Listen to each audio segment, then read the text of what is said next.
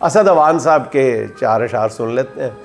तारों को अपनी सिमत जो शबगीर खींचता, तारों को अपनी सिमत जो शबगीर खींचता, चश्मे अनाम ख्वाब की ताबीर खींचता। ऐसा कोई तो होता मुसव्विर जो भीड़ में हम जैसे फाका मस्त की तस्वीर खींचता। सारे कलम फरोश थे सारे सुखन फरोश, ऐसे में कौन अदल की जंजीर खींचता। खुद आशनाए इश्क जो होता ये जेबगीर, खुद आशनाए इश्क जो होता ये जेबगीर, नामा बरों से क्यों मेरी तहरीर खींचता, नामा बरों से क्यों मेरी तहरीर खींचता। जिसने कलम किए हैं कई सरकशों के सर, जिसने कलम किए हैं कई सरकशों के सर, अपने कलम को सूरत शमशीर खींचता।